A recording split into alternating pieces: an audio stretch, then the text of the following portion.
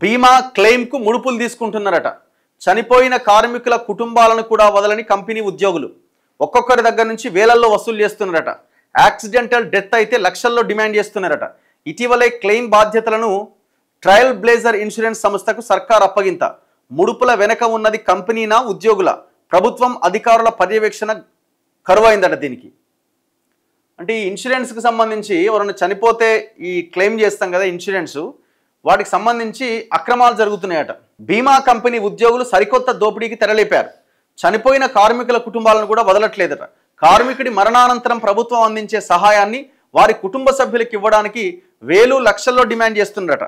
కుటుంబ పెద్దను కోల్పోయి విషాదంలో ఉన్న బాధిత కుటుంబం పట్ల కనీస మానవత్వం వనిచి లంచం ఇవ్వందే ప్రభుత్వ సాయం అందదంటూ తెగేసి చెప్తున్నారట.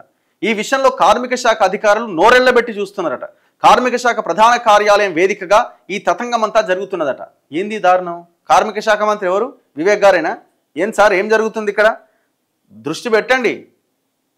అంటే ఆ క్లెయిమ్ కావాలి అని అంటే, ఆ ఇన్సూరెన్స్ డబ్బులు మీకు రావాలి అని అంటే మీరు ఎంతో కొంత ముడుపులు ఇవ్వాలి. మీకు 10 లక్షల ఇన్సూరెన్స్ వస్తుంది అనుకోండి, దాంట్లో ₹1,00,000 ఇవ్వండి, 2 లక్షలు ఇవ్వండి, 10% ఇవ్వండి, 20% ఇవ్వండి వసూలు చేస్తున్నారట. అయితే కంపెనీ ఉద్యోగులే ఈ మొత్తాన్ని వసూలు చేస్తున్నారా? యాజమాన్యమే ఇలా చేయాలని, కంపెనీ యాజమాన్యమే ఇలా చేయాలని చెబుతుందా అని పలు అనుమానాలు వ్యక్తమవుతుంది. రాష్ట్రంలో 12 లక్షల మందికి పైగా లేబర్ కార్డును కలిగి ఉన్నారు. కార్మికులకి ఒక కార్డు ఉంటుంది, ఆ లేబర్ కార్డు. వీరిలో ఎవరైనా సాధారణ మరణం అంటే నార్మల్ డెత్ అయితే 2 లక్షల బీమా వస్తుంది. ప్రమాదవశాత్తు కనుక మరణిస్తే, యాక్సిడెంటల్ డెత్ అయితే ఇగో చనిపోయిన కార్మికుడి కుటుంబాల నుంచి లంచం డిమాండ్ చేస్తున్న పాపం ఉద్యోగులదే అయినా ఇటు కంపెనీకి విషయం తెలుసా అనేది తేలాల్సి ఉన్నది. లేక కంపెనీకి తెలియకుండా ఉద్యోగులే వారి వ్యక్తిగత అవసరాల కోసం ఇలా చేస్తున్నారా అనే సందేహాలు వ్యక్తమవుతున్నాయి. ఉద్యోగుల వెనుక ఇన్సూరెన్స్ కంపెనీ ఉందని, లేకుంటే ఉద్యోగులు కార్మిక శాఖ ప్రధాన కార్యాలయంలోనే ఇంత బరితెగించి డబ్బులు వసూలు చేస్తారా? ఎవరికి చెప్పుకుంటారో చెప్పుకోండి అంటూ సవాల్ చేసే పరిస్థితి ఉంటుందా అనే అనుమానాలు వ్యక్తమవుతున్నాయి.